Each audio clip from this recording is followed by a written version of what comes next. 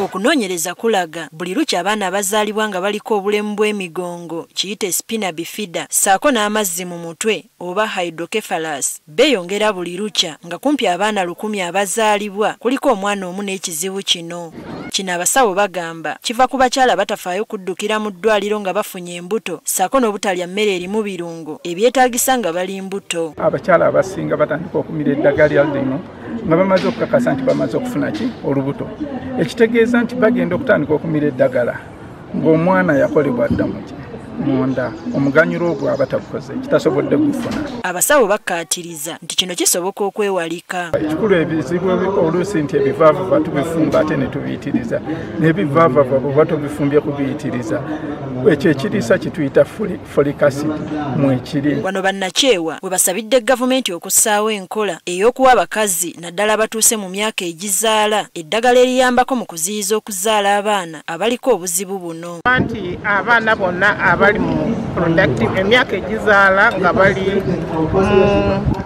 mu folic acid bagimuwadde kijja kutaasa okulaba nti abaana omuwendo gw'abaana bano abalina spina bifida gukendeera. Okwogera bino babadde ku ddwaliro ekkulu e Mulago nga bajjukira olunaku lw'abaana abazaalibwa n'obulwadde bw'omugongo saako n'amazzi mu mutwe.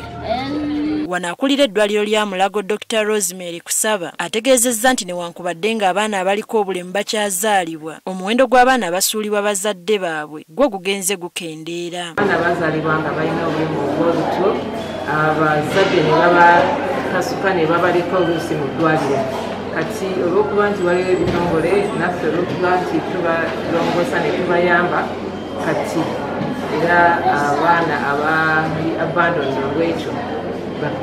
Ono asiimye abantu ssekinnoomu n'ebitongole by'obwannakyewa ebivuddeyo okumanyisa abakyala ku bulwadde buno. These assistive devices, the sensitizing of communities and the support that these parents are receiving is helping us also as an institution so that we don't have abandoned children with a disability. Kyokka basabye abazadde obutakotoggera abaana balina bulwadde buno kubanga basobola okujjanjabibwa era ne bafuuka ab'omugaso. Nti bw'ate bwe bajjanjabibwa amangu ddala nga bakazaalibwa obulamu bwabwe obw'omaaso bubeera bulungi basobola bakula ne bakola emirimu gyonna abaana balagi basobola okukola basobola okufuuka abasawo basobola okufuuka abasomesa basobola okufuuka abayinjiniya balooya basobola okukola buli mulimu gwonna omwana mulala yenna basobola okukola. Abazadde b'abaana bano batubuulidde okusoomoozebwa kwe bayitamu okulabirira abaana bano ne basaba gavumenti okuggya emisolo ku bintu ebikozesebwa abaana bano.